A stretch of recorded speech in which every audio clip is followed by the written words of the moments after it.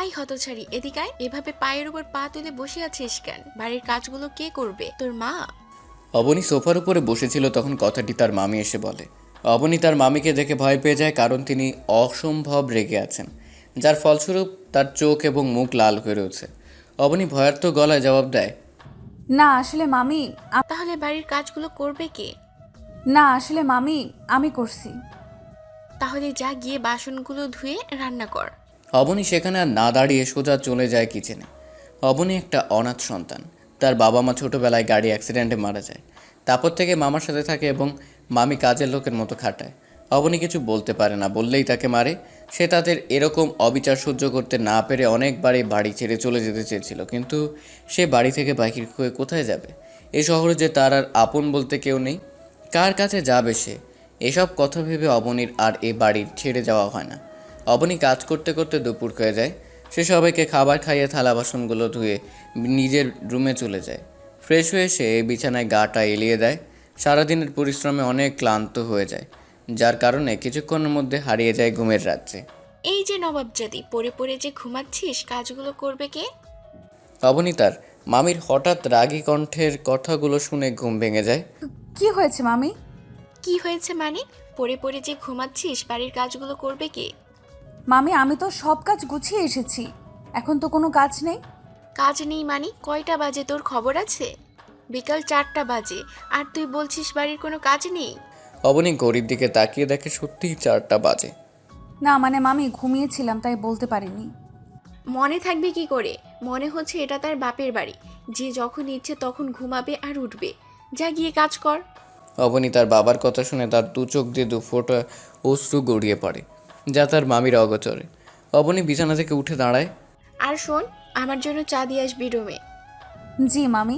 অবনী চলে যায় কিচেনে, আর প্রথমে সে তার মামির জন্য 1 কাপ চা বানিয়ে চলে যায় তার রুমে। মামি আসবো? হুম, আস। আপনার চা। রাগ। অবনী চায়ের কাপটা রেখে চলে আসতে যাবে তখন। এই অবনী শোন, জি মামি। যারা স্কুল থেকে এসেছে কিনা দেখ। সে যদি স্কুল থেকে আসে তাহলে তাকে খাবার দিস। আচ্ছা মামি। অবনী সেখান থেকে চলে আসে জারার রুমে। এসে দেখে জারা স্কুল থেকে ফিরছে। যারা কখন আসলি? এই তো মাত্র। তো খাবার খাবি? খাবার খাবো না তো কি খাবো? তোমার মাথা। অবনী আর কিছু না বলে কিচেনে চলে আসে, আর খাবার নিয়ে আবার চলে আসে জারার রুমে। যারা তোর খাবার। রাখো, আমি হাত ধুয়ে আসছি। অবনী খাবার প্লেটটা টেবিলের উপর রাখে, আর যারা এসে খেতে বসে। যারা খাবার প্লেটটা হাতে দিয়ে সাথে সাথে অবনীর মুখের উপর ফেলে। অবনী কিছু বুঝে ওঠার আগে এসব হয়ে গেল। এইগুলো কি খাবার? ঠান্ডা কেন? যারা চিৎকার শুনে তার মা তার রুম থেকে চলে আসে। কি হয়েছে রে মা? এভাবে চিৎকার করছিস কেন? চিৎকার করব না? এই ফকিনীর বাচ্চা, এগুলো কি খাবার এনেছে? অবনী মাথা নিচু করে দাঁড়িয়ে আছে।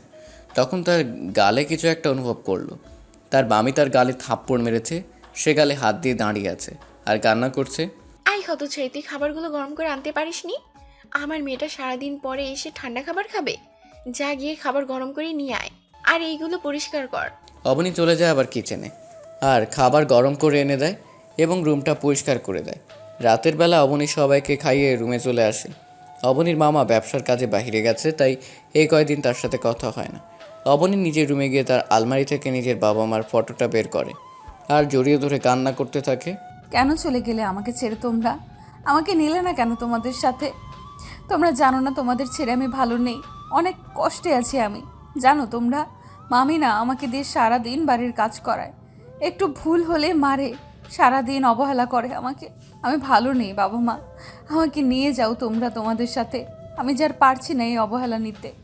অবনী কান্না করতে করতে কখন যে ঘুমের রাজ্যে হারিয়ে গেছে তা জানা নেই। ভোরবেলা ওই দূর মসজিদ থেকে ভেসে আসা আল্লাহর নামের প্রতিধ্বনিতে অবনীর ঘুম ভেঙে যায়। সে উঠে উজু করে নামাজ পড়ে নেয়। নামাজ পড়া শেষে কোরআন তেলাওয়াত করতে বসে যায়। সকালে সবার জন্য নাস্তা বানানোর পরে টেবিলে সাজানো হলো। সবাই এসে বসে পড়ল। খাওয়া শেষে অবনী নিচু গলায় বলল, মামি আমার না আজ ভার্সিটি যেতে হবে। কেন ভার্সিটিতে যাবি? আর তুই যদি এখন ভার্সিটিতে যাস তাহলে বাড়ির কাজগুলো কি করবে? তোর মা এসে করে দিয়ে যাবে? মামি, যে মারা গেছে তাকে নিয়ে কথা না বললে হয় না? কি? আমার মুখের উপর কথা? আর ঠাস করে একটা থাপ্পড় মেরে দেয় অবনীর গালে। সে গালে হাত দিয়ে দাঁড়িয়ে থাকে, আর তার চোখ বেয়ে অশ্রু গড়িয়ে পড়তে থাকে। যদি মুখে মুখে তর্ক করিস তাহলে এর থেকেও খারাপ হবে বলে দিলাম। অবনী আবারও ভয়ার্ত গলায় জবাব দেয়, মামি আমার না আজকে ভার্সিটিতে যেতেই হবে, একটা গুরুত্বপূর্ণ ক্লাস আছে, তা না হলে আমার জন্য অনেক খারাপ হয়ে যাবে। ভার্সিটিতে যাবি? আচ্ছা যাবি, তার আগে বাড়ির সব কাজ সেরে তারপর যাবি। ঠিক আছে মামি, আমি বাড়ির সব কাজ করে দিয়ে যাব। সাহেলা বেগম রাগে গড়গড় করতে করতে চলে যায় তার রুমে। আর অবনীও চলে যায় বাড়ির কাজগুলো করতে। বাড়ির কাজ শেষ করতে করতে 9:30 বেজে গেছে।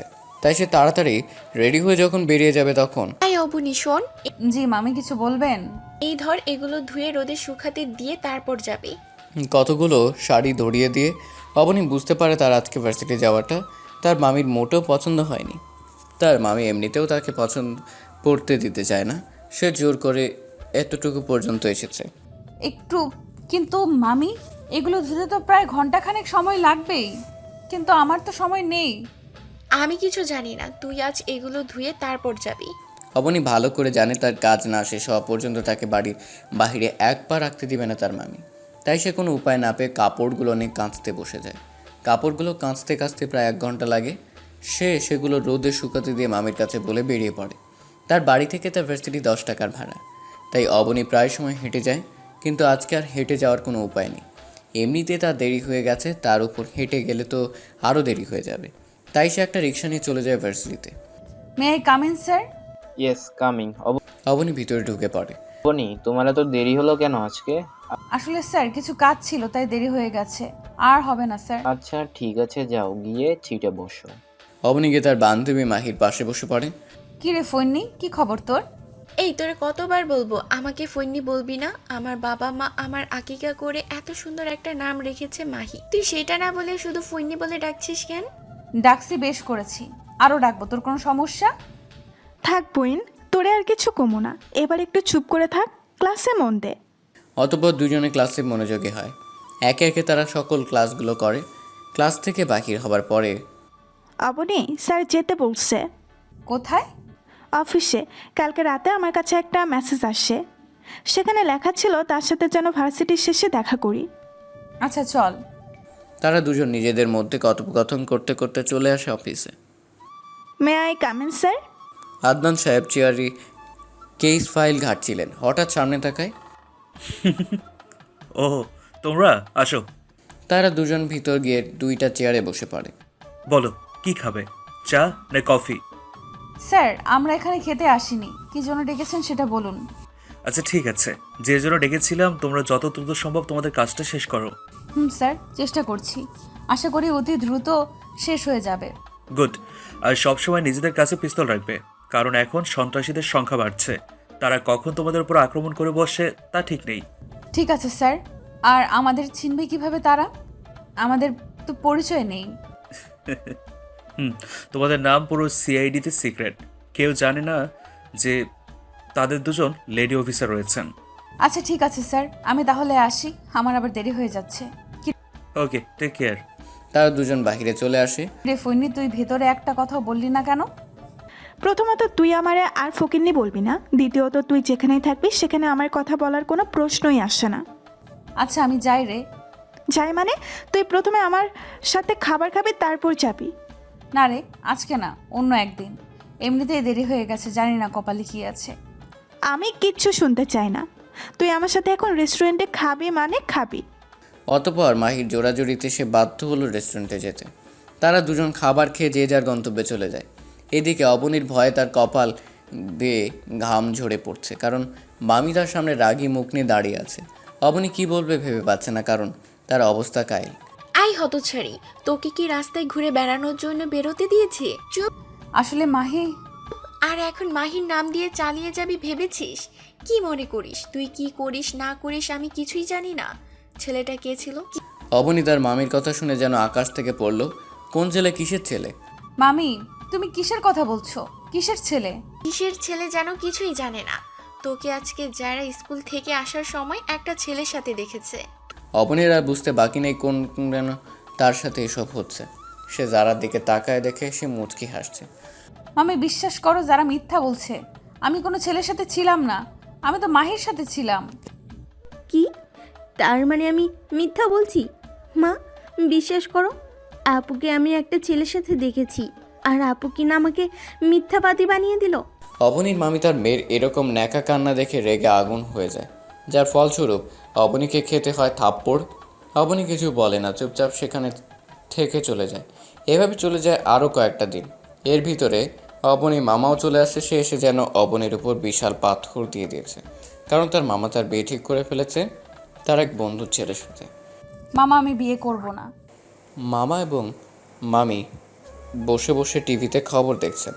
অবনীর এমন হঠাৎ কথায় তার দিকে ফিরে তাকায় এবং তাদের দুজনের চোখ ভীষণ লাল হয়ে যায়। তাদের দেখে সে ভয় পেয়ে যায়। কি বললি? আমি বিয়ে করব না। কেন বিয়ে করবি না? আমি আমার পড়ালেখা শেষ করতে চাই, আর ছেলেটাকে আমার অপছন্দ, শুধু নেশা করে। তুই বিয়ে করবি না, তোর ঘাড় করবে। মামি, এই বিয়ে করব না আমি। তুই বিয়ে করবি না? তোকে কি আমরা বসিয়ে বসিয়ে খাওয়াবো? তোর বাপ মা কি আমাদের অর্থ সম্পদ দিয়ে গেছে যে তোকে বসিয়ে বসিয়ে খাওয়াবো? সে যত মানা করে তাতে কিছু হয় না। তাদের সিদ্ধান্ত আটক। তারা তাদের সিদ্ধান্ত থেকে এক চুলও নড়বে না। সে না করলেই তাকে তারা বেকায়দায় মেরেছে। সে চুপচাপ সব সহ্য করেছে। দেখতে দেখতে তার বিয়ের দিন ঘনিয়ে এলো এবং যথারীতি বিয়ের কাজ শুরু হয়ে গেল। মা, মা, আপুকে কোথাও পাওয়া যাচ্ছে না। যারার এমন কথায় আয়েশা বেগম থ হয়ে যায়। তাদের মেয়েকে পাওয়া যাচ্ছে না, তাদের কি হবে? তাদের মান সম্মান এলাকাতে তারা মুখ দেখাবে কিভাবে? মা, তোমার কি হলো? চুপ করে আছো কেন? কি হয়েছে যারা? আব্বু, আপুকে কোথাও পাওয়া যাচ্ছে না। কি? হুম। এখন কি হবে? তাদের কি বলবো আমি? আমার মান সম্মান তো গেলই, এখন আমি বরপক্ষকে কি বলবো? আব্বু, আপুর ঘর থেকেই চিরকুট পেয়েছি। দেখি। প্রিয় মামা, তুমি যখন এই চিরকুটটা হাতে পাবে তখন হয়তো তোমরা আমাকে পাবে না। চলে গেছি আমি তোমাদের থেকে, নিজের মতো করে বাঁচতে, নিজের মতো করে নিজেকে গড়তে। তোমরা বলতে না আমি তোমাদের বোঝা, তাই আজকে বোঝাটা কমিয়ে দিয়ে গেলাম। জানো মামা, আমি তোমাদের কাছ থেকে সারা দিন অবহেলা পাওয়ার পরেও কেন যেতাম না? কারণ তোমার মুখটা মায়ের সাথে মিলে যায়। তোমার দিকে তাকালে আমি আমার মাকে দেখতে পাই, আর মামিকে আমি মায়ের মতো দেখতাম, কিন্তু সে আমাকে দু চোখে সহ্য করতে পারতো না। তবু আমি কিছু বলিনি। তোমরা আমার বিয়ে ঠিক করেছো, কিন্তু তা আমার অমতে, তাই আমি তোমাদের থেকে চলে যেতে বাধ্য হয়েছি। ক্ষমা করো তোমাদের মান সম্মান নষ্ট করার জন্য। আর আমি আবার আসবো আমার মায়ের বাড়িতে। আমার মায়ের বাড়ি আমার বাড়ি। তোমার যে বাড়িতে থাকছো সেটা তোমাদের বাড়ি না, আমার বাড়ি। ভাবছো কিভাবে জানলাম? তা না হয় রহস্যই থেকে যাক। তো যাই হোক, আমি আবার আসবো, এই আমিকে নিয়ে নয়, নতুন এক আমিকে নিয়ে। পাপীদের ধ্বংস করতে ফিরে আসবো এক নতুন আমি হয়ে। ভালো থাকবে তোমরা, আর নিজেদের যত্ন নিবে। যারার দিকে খেয়াল রেখো, সে এখনো ছোট মানুষ, তাকে সঠিক শিক্ষা দাও। তাকে এখন তোমরা যা শেখাবে সে পরবর্তীতে তাই করবে, তাই তাকে সঠিক শিক্ষা দাও। ইতি তোমার হতভাগী ভাগ্নি। হ্যালো মাহি। বল, তুই কোথায়? তোর না আজকে বিয়ে হবার কথা? দোস্ত, আমি বাড়ি থেকে পালিয়ে এসেছি, তোর বাড়ির সামনে। তাড়াতাড়ি নিচে নাম। তুই দাঁড়া, আমি আসছি। তাড়াতাড়ি আয়। মাহি নিচে নেমে দেখে তার বান্ধবী গা ভর্তি গহনা নিয়ে দাঁড়িয়ে আছে। আর মুখের অবস্থা দেখে সে আর না হেসে পারল না। সে খিলখিল করে হেসে দিল। এই, তুই হাসছিস কেন? তোকে দেখে। কেন, আমি কি কোনো জোকার নাকি যে আমাকে দেখে তোর হাসি পাচ্ছে? তার থেকে কম না তুই। কি বললি তুই? আরে রাগোস কেন? যা বললাম তা সত্যি। রোদে তোর মেকআপের যা অবস্থা হয়েছে না, দেখতে তোকে। তুই থাম, চল ভেতরে যাই। চল। তারা দুজন রুমে এসে ফ্রেশ হয়ে নেয়। তা তুই বিয়েটা করলি না কেন? আমি বিয়ে করব না, কারণ এখনো পড়ালেখা বাকি। আর তার চেয়ে বড় কথা, মনের মতো কাউকে পায়নি। যার সাথে তারা বিয়ে ঠিক করেছে সে একটা নেশাখোর। তো কি হয়েছে? তুই তোর ভালোবাসা দিয়ে তাকে ঠিক করে দিতি। মাহি, মজা বাদ দে। আমার এখন ভালো লাগছে না। কালকে স্যারের সাথে দেখা করতে হবে এবং ঢাকা যেতে হবে। ঢাকা কেন? আমাকে আমার গোপন এজেন্ট বলেছে বড় বড় মাফিয়ারা সবাই ঢাকা তাদের নতুন আস্তানা করেছে, তাই তাদের ধরতে ঢাকা যেতে হবে। আচ্ছা ঠিক আছে, ঘুমা। কালকে আমাদের যেতে হবে আবার। May I come in sir? তা তোমরা কি খাবে, চা না কফি? না স্যার, কিছু খাবো না। ওকে, তো কি জন্য হঠাৎ? স্যার, আমি আমার একজন সিক্রেট সহকর্মী থেকে জানতে পেরেছি বড় বড় ডনরা সব ঢাকা তাদের আস্তানা খুলে সেখানে তারা সব করছে, এবং পুরো দেশের বিভিন্ন ড্রাগস থেকে শুরু করে সব তারা করছে। আদনান সাহেবের কপালে চিন্তার রেশ ধরা দেয়। সে গম্ভীর গলায় বলে, তা এখন কি করার? আমরা চাচ্ছি আমরা ঢাকা যাব এবং আপনি সব ব্যবস্থা করবেন, আর আমরা ঢাকা ভার্সিটিতে ভর্তি হতে চাই। ওকে, তোমরা যা চাবে তাই হবে। বাহিনা হয় যেতে পারবে, কিন্তু তুমি তোমার মামা মামিকে মানিয়ে কিভাবে নেবে?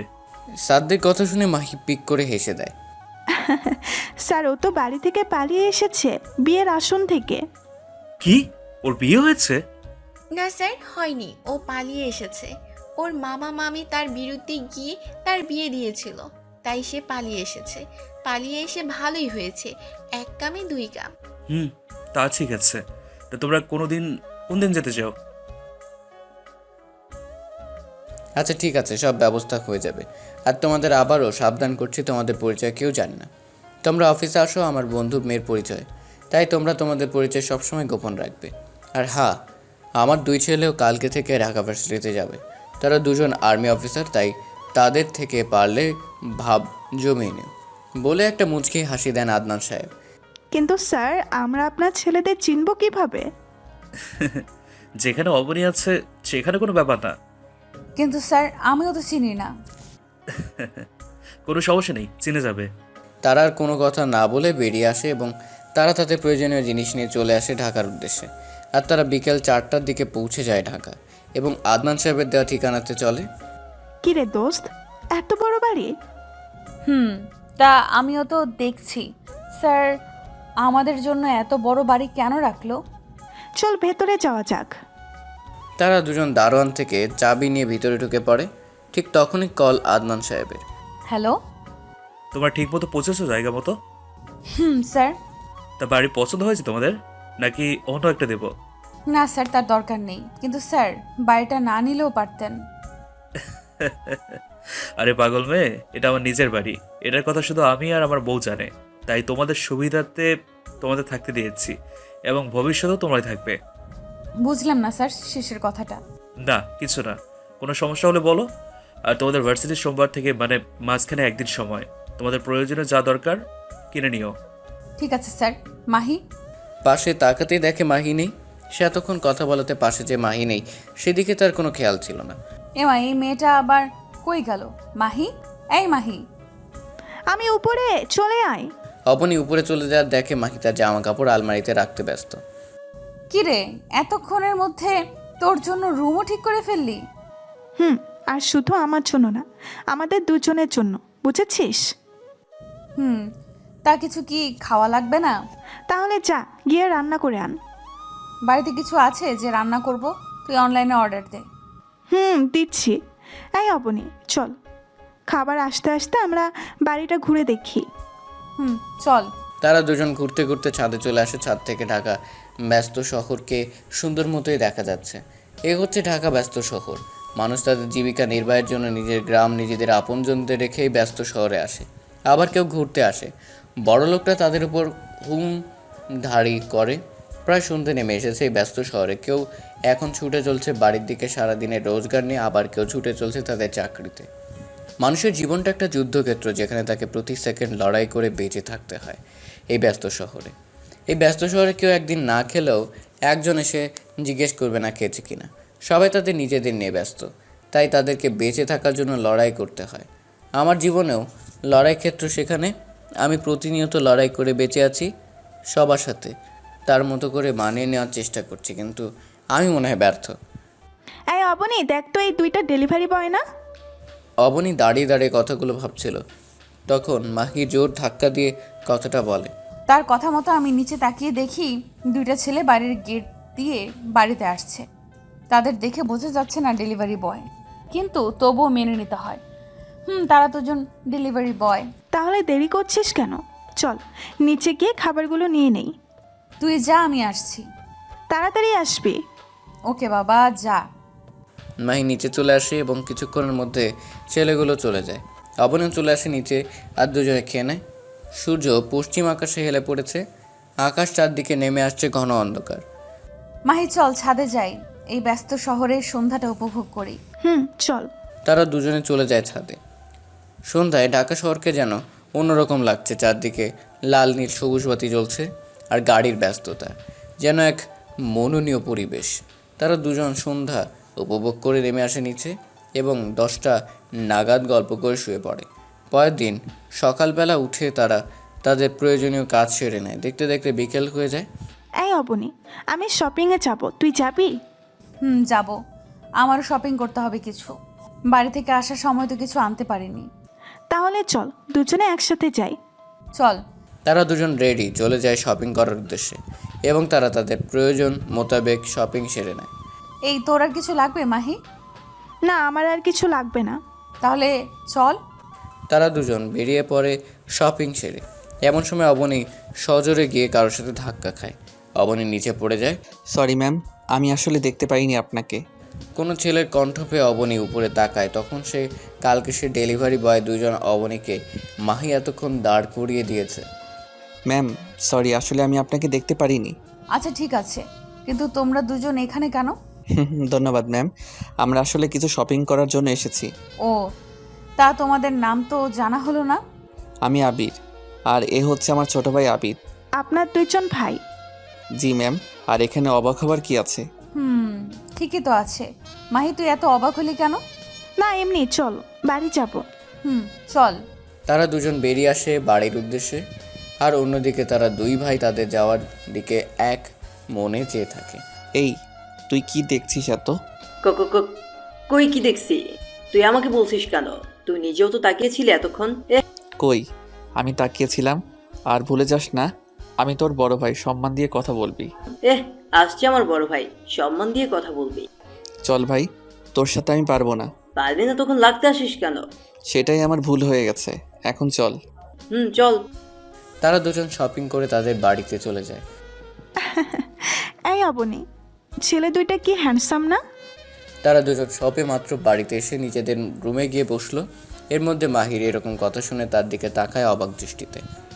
এরকম করে তাকিয়ে আছিস কেন? এতে এত অবাক হওয়ার কি আছে? না সেটা না, দুজন বলছিস কেন? কাকে পছন্দ হয়েছে সেটা বল, নাকি দুজনকেই পছন্দ হয়েছে? আরে না, দুজনকে না। আর কি যেন নাম, আবিদ। আবিদ, তাকে পছন্দ হয়েছে। আর আবির না কি যেন নাম, তাকে তোর জন্য রেখে দিলাম। আচ্ছা তুই প্রেম কর, না হয় তাকে বিয়ে করে নে, আমার কোনো সমস্যা নেই। কিন্তু ভুলে যাবি না আমরা এখানে একটা মিশনে এসেছি। না, তা ভুলবো কেন? মিশনও কমপ্লিট করব, তার নিজের জীবন সঙ্গীও খুঁজে নিব। তোর যা ইচ্ছা তা কর, কিন্তু ছেলেগুলো তো ডেলিভারি বয়। তাতে কি হয়েছে? ভালোবাসা কি আর এগুলো দেখে হয় নাকি? ভালোবাসা তো হয় মন থেকে। আর তোরও তো একজনকে পছন্দ হয়েছে। কে বলেছে আমার পছন্দ হয়েছে? ওরা তো সাধারণ ডেলিভারি বয়। আমি বলছি, কারণ আমি তোর সাথে সেই ছোট্টবেলা থেকেই থাকছি, তাই তোর চোখ বলে দিবে সব কিছু। আরে বাদ দে তো এইসব কথা। ও আমি এখন বাদ দিব? এতক্ষণ তো আমাকে সুন্দর উপদেশ দিলি। অবনী কিছু না বলে চলে যায় ওয়াশরুমে। আয়নাতে নিজেকে দেখে নিজের অজান্তেই হেসে দেয়। আচ্ছা আমি কি কাউকে পছন্দ করি নাকি? তাকে ভালোবেসে ফেলেছি। যাই হোক, সেটা পরে দেখা যাবে, এখন নিজের মিশন শেষ করি। দেখতে দেখতে সেদিন চলে যায়। পরের দিন তারা দুজন তাদের নতুন ভার্সিটি যাওয়ার উদ্দেশ্যে বেরিয়ে পড়ে এবং কিছুক্ষণের মধ্যে এসে পৌঁছে যায় নতুন জায়গা, নতুন ভার্সিটি। তারা দুজন কিছু চিনে না, তাই তারা দুজন কাউকে জিজ্ঞেস করে প্রিন্সিপালের রুম পর্যন্ত যায়। Coming sir. আসো। তারা দুজন ভিতরে ঢুকে তারা তাদের কাগজপত্র দেয় আর প্রিন্সিপাল স্যার একজনকে ডেকে তাদের ক্লাসরুম দেখিয়ে দিতে বলে। তারা দুজন ক্লাসরুমে চলে আসে এবং কিছুক্ষণ পর স্যারও চলে আসে। এখানে মাহি আর অবনীকে। মাহি আর অবনী দাঁড়িয়ে যায়। তাদের দুজনকে সামনে নেওয়া হয়। এই দুজন হচ্ছে তোমাদের নতুন সহপাঠী, তাই তোমরা সবাই তাদের সাথে পরিচয় সেরে বন্ধুর মতো আচরণ করবে। জি স্যার, সবাই একসাথে বলে একে একে সবার পরিচয় পর্ব সেরে নিই। যাও গিয়ে সিটে বসো। তারা দুজন গিয়ে নিজেদের সিটে বসে পড়ে। মাই, ওই কামিং স্যার। তোমাদের দুজনের সমস্যা কি? প্রতিদিন দুজন দেরি করে আসো। কি করে আসো? ঠিক আছে, ঠিক আছে, বসো। তারা দুজন গিয়ে পেছনের সিটে বসে পড়ে। অবনী এবং মাহি এতক্ষণ তাদের দেখতে পায়নি, শুধু তাদের কথা শুনতে পেয়েছে। কিন্তু তারা দুজন ভিতরে ঢোকার পর যেন ভূত দেখার মতো চমকে ওঠে। তবু অবনী নিজেকে সামলে নেয়। এই অবনী, এরা দুজন এখানে কেন? দেখতে পাচ্ছিস তারাও এখানে পড়ে। কিন্তু তারা না ডেলিভারি বয়? তো কি হয়েছে, তারা কি পড়তে পারে না? পারে। কেউ আর কোনো কথা বলে না। ক্লাস শেষ করে তারা দুজন বেরিয়ে পড়ে। এই অবনী, কিছু খেয়ে তারপর যা, খুব ক্ষুধা লাগছে। চল। তারা দুজন ক্যান্টিনে চলে যায়। সেখানে আবির আর আবিদও খাবার খাচ্ছে।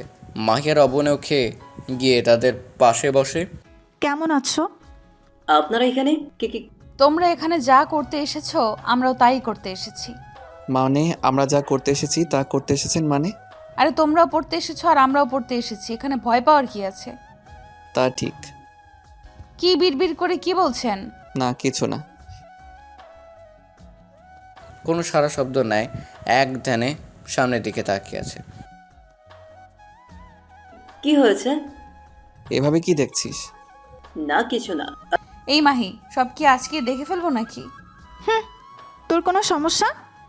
না, আমার কোনো সমস্যা হবে কেন? যেভাবে একে অপরের দিকে তাকিয়েছিলি যেন চোখ দিয়েই গিলে খাবি। বাদ দে তো। আচ্ছা। তারা সবাই খাবার খেয়ে যার যার মতো চলে যায়। রাতের বেলা অবনীর মোবাইলে কল আসে। এই মাহি, দেখ তো কে কল করেছে। এই স্যার কল করেছে। দে। আসসালামু আলাইকুম স্যার। কি খবর তোমাদের? সালামের জবাব দিয়ে, তা কাজ কতটুকু? আজকে মাত্র ভার্সিটি গেলাম, এখন দেখি কি করা যায়। আচ্ছা ঠিক আছে। তা আমার ছেলেদের সাথে দেখা হয়েছে? হ্যাঁ আরে স্যার, আমরা তাদের চিনব কিভাবে? আমরা তাদের নাম জানি না, তার উপর তাদের দেখিও নি। তাদের নাম বলেন প্লিজ স্যার। ওকে বলছি। তাদের নাম হচ্ছে আবির এবং আবিদ। আবির আমার বড় ছেলে আর আবিদ ছোট ছেলে। ওয়েট স্যার, এই নামের দুজনকে আমি চিনি। কিভাবে? তারা দুজন ডেলিভারি বয়। খাবার অর্ডার করেছিলাম তখন তারা এনে দিয়ে যায়, এবং তারা আমাদের সাথে একই ভার্সিটিতে পড়ে এবং একই ডিপার্টমেন্টে। তাদের ফটোগুলো দিবেন প্লিজ। আচ্ছা ওকে দিচ্ছি। তারপর স্যার দুইটা ফটো পাঠায়। তা দেখে অবনীর মাথা যেন কাজ করা বন্ধ করে দিয়েছে। কিরে, তুই এরকম করে আছিস কেন? কই কিরকম করে আছি? মুখ দেখে মনে হচ্ছে কিছু দেখে শখ খেয়ে আছিস। আদনান সাহেব ফটোগুলো পাঠানোর পর অবনী দাঁড়িয়ে ফটোগুলো নিখুঁতভাবে দেখছিল। তখন উপরোক্ত কতগুলো মাহি এসে বলে, তুই ঠিক ধরেছিস, এই যে ছবিগুলো দেখে শখ খেয়ে গেছি। দেখে কি এমন ফটো যে দেখে তুই শখ খাবি? অতঃপর অবনীর হাত থেকে মোবাইল নিয়ে নেই মাহি এবং চোখ দেয় মোবাইল স্ক্রিনের দিকে তাকায়। তারও চোখ বড় বড় হয়ে যায়। এ কি করে সম্ভব? এরা তো সেই ডেলিভারি বয়, আর এদের দেখে অবনী এত বড় শখ খেলো। তার চেয়েও বড় কথা, এদের ফটো অবনী পেলো কোথায়? তুই এদের দেখে শখ খেলি? এরা তো সেই ডেলিভারি বয়, আর তুই তাদের ফটো কোথায় পেলি? তারা শুধু কি ডেলিভারি বয়? তা নয় তো কি, তারা কি কোনো রাজ্যের প্রিন্স নাকি? মাহি, মজা করবি না, তুই তাদের পোশাক দেখ। মাহি এতক্ষণ শুধু মুখগুলো দেখে অনেক কিছু চিন্তা ভাবনা করে ফেলেছে, কিন্তু গায়ের পোশাকের দিকে নজর দেয়নি। তাই সে নজর মোবাইলের স্ক্রিনের উপর এবং তার চোখ আরও বড় বড় হয়ে ওঠে। আর এদের গায়ে তো আর্মি পোশাক, তাহলে কি তারা? ঠিক ধরেছিস, আর্মি অফিসার। আর আমাদের স্যারের ছেলে। কি, স্যারের ছেলে? তাহলে তারা ডেলিভারি বয় হলো কেন? ভুলে যাস না, আমরা যেরকম মিশনে এসেছি তেমনি তারাও এখানে মিশনে এসেছে। আচ্ছা চল তো, খাবো, প্রচুর ক্ষুধা লাগছে। এসব নিয়ে পরে ভাবা যাবে। তোর তো শুধু খাই, চল। অতঃপর তারা দুজন খেয়ে ঘুমিয়ে পড়ে। হ্যালো, আসসালামু আলাইকুম আব্বু। ওয়ালাইকুম আসসালাম। কেমন আছিস? আলহামদুলিল্লাহ ভালো আছি, তুমি কেমন আছো? আম্মু কেমন আছে? আমিও ভালো আছি, আর তোর আম্মুও ভালো আছে। আবিদ কোথায়? এই তো কম্পিউটারে গেমস খেলছে। কি গেমস খেলছে মানে? তোরা না মিশনে গেলি আর সে গেমস খেলছে? আচ্ছা ঠিক আছে, তোদের কাজ কতটুকু গিয়েছে? আব্বু মাত্র আজকে ভার্সিটি গেলাম, চিন্তা করো না, আশা করি কিছুদিনের মধ্যে সন্ত্রাসীদের শনাক্ত করতে পারবো। আমিও সিআইডির দুজনকে পাঠিয়েছি, তারাও একই কথা বলেছে। কি, তুমিও দুজনকে পাঠিয়েছো? বলে যাস না, কাজটা সিআইডি টিমের উপর এসেছিল। আর তোদেরও আমি পাঠিয়েছি, তোদের কর্নেলের সাথে যোগাযোগ করে। তা ঠিক। আচ্ছা, তারা ছেলে না মেয়ে? তারা দুজনই মেয়ে, সব দিক দিয়ে পারফেক্ট আছে। কিসের পারফেক্ট আছে আব্বু? না কিছু না, তোরা তোদের কাজ দ্রুত শেষ কর, তারপর তোদের বিয়ে দিতে হবে। তো আব্বু তুমি আছো শুধু বিয়ে নিয়ে। দ্রুত কাজ শেষ কর। বলেই লাইন কেটে দেয় আদনান সাহেব। এই তুই সারাদিন কম্পিউটারের ভিতরে পড়ে থাকিস কেন? জানিস না আমরা এখানে একটা মিশনে এসেছি? আরে বাদ দে তো, মিশন পড়া হবে, আগে নিজের জীবনসঙ্গী খুঁজে নেই। জীবনসঙ্গী মানে? তুই মাহির কথা বলছিস?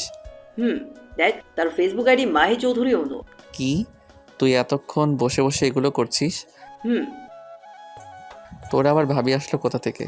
বেশি ঢং করিস না, মনে করছিস কি আমি কিছু জানি না? বাদ দে, চল ঘুমিয়ে পড়ি। তুই ঘুমিয়ে পড়, আমার কাজ আছে। ওকে। এই মাহি ওঠ, আর কত ঘুমাবি? আর একটু ঘুমাই। আর একটু ঘুমাই মানে? সারা রাত ধরে চোর পাহারা দিয়েছিস? না, চোর পাহারা দিবে কেন? আবিদের সাথে কথা বলেছি। কি তুই আবিদের সাথে কথা বলেছিস মানে? ওফ, তোর জন্য একটু ঘুমাতেও পারবো না। আর আমি আবিদের সাথে কথা বলেছি, অন্য কারোর সাথে না তো।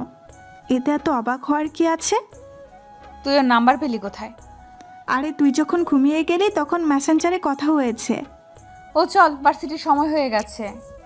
আচ্ছা তুই 5 মিনিট দাঁড়া, আমি 10 মিনিটের মধ্যে রেডি হয়ে আসি। কি হলো, বের হ, দেরি হয়ে যাচ্ছে তো। আর 2 মিনিট। 2 মিনিট করতে করতে তুই 1 ঘন্টা শেষ করে দিলি। এই তো শেষ। বাবা, এত সাজ কেন আজকে? বুঝবি না, চল। না, আমি বুঝবো কেন, চল। তারা দুজন বেরিয়ে পড়ে ভার্সিটির উদ্দেশ্যে।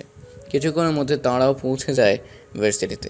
গিয়ে দেখে আবির এবং আবিদ বসে আছে গাছের নিচে। তারা দুজন তাদের পেছনে গিয়ে দাঁড়ায় এবং অবনী আস্তে করে বলতে থাকে, সিআইডির এসিপি আদনান সাহেবের সন্তান আর্মি অফিসাররা কিনা শেষ পর্যন্ত ডেলিভারি বয় হয়ে গেল। অবনীর এরকম কথা শুনে আবির এবং আবিদ ঘাবড়ে যায়, যার ফলস্বরূপ তারা পিছনের দিকে তাকায় এবং অবনী এবং মাহিকে দেখতে পায়। কি বলছেন আপনারা? Army officer, CID? আমরা কিছু বুঝতে পারছি না। এত সাধু সাজা লাগবে না আর্মি অফিসার আবিরের ওপর ডেলিভারি বয়। আবির আর আবিদ কিছু বলে না। হঠাৎ করে অবনী এবং মাহিকে দুজনে জড়িয়ে ধরে। আবির অবনীকে আর আবিদ মাহিকে এরকম হঠাৎ করে জড়িয়ে ধরাতে অবনী কিছুটা ঘাবড়ে যায় এবং ছোটার চেষ্টা করে। অন্যদিকে মাহি তো আবিদকে নিজে থেকে জড়িয়ে ধরেছে। তারা দুজন দুজনকে জড়িয়ে ধরে আছে। অবনী হঠাৎ করে অনুভব করলো তার পেটের উপর কিছু একটা রাখা হলো। তাই সে চুপ করে দাঁড়িয়ে থেকে বোঝার চেষ্টা করলো জিনিসটা কি। কোনো নড়াচড়া করবেন না, সোজা হয়ে দাঁড়িয়ে থাকুন না। সোজা হয়ে দাঁড়িয়ে থাকুন, না হলে সোজা গুলি করে দিব। আবিরের কথা শুনে অবনী হাসবে না কাঁদবে বুঝে উঠছে না। যে জীবন খেলায় তারা নেমেছে সেখানে মৃত্যুকে ভয় করতে নেই। সেখানে একটাই নিয়ম হয়, মারো না হয় মরো। মিস্টার আবির, আপনারা আমাদের গুলির ভয় দেখাচ্ছেন, আর এগুলো আমাদের কিছুই করতে পারবে না। আমাদের পরিচয় জানলেন কিভাবে? আমরা সিআইডি অফিসার, তাই কারোর পরিচয় জানতে বেশি সময় লাগে না। কি সিআইডি অফিসার? আবির চোখ বড় বড় করে তাকিয়ে কথাটা বলে। কেন, কোনো সন্দেহ আছে নাকি? তাহলে দেখুন। বলে মাহি তার ব্যাগ থেকে আইডি কার্ড বের করে দেখালো। এবার বিশ্বাস হলো? হ্যাঁ, গতকাল রাতে আব্বু বলেছে সিআইডির অফিসার দুজনও পাঠিয়েছে। ও হ্যালো মিস্টার আবির, আর কতক্ষণ জড়িয়ে রাখবেন? এবার তো ছাড়ুন। ও হ্যাঁ, সরি। ঠিক আছে। ওকে, যা হওয়ার হয়েছে, এবার কাজের কথায় আসি। এই তোরা দুজন দুজনকে ছাড়। জড়িয়ে ধরে রেখেছে, যেন ছাড়লেই চলে যাবে। ঢং দেখলে বাঁচি না। তোরা তো চলে কেন? তুই পারলে ধরে রাখ না, বাধা দিছে কে তোকে? হ্যাঁ, চাইলে ধরতে পারেন। হ্যাঁ, চাইলে ধরতে পারেন। বোন আমার, এখানে আস, কথা আছে। আচ্ছা আসছি। তো কাজের কথায় আসি। কথাটা কি সেটা তো বলবি? বলছি। আমি গোপন সূত্রে জানতে পেরেছি আজকে ভার্সিটি থেকে ড্রাগস পাচার হবে। কি আজব। আজকে। তাই আজকে রাতে আমাদের সবাইকে আবার একসাথে হতে হবে। কিন্তু কোথায়, কি হলো? ভার্সিটির পেছনে যে পুকুরটা আছে সেখানে। আর তোমাদের নাম্বার দাও। কি, এভাবে তোমাকে তো আমি কোনো নাম্বার দেইনি।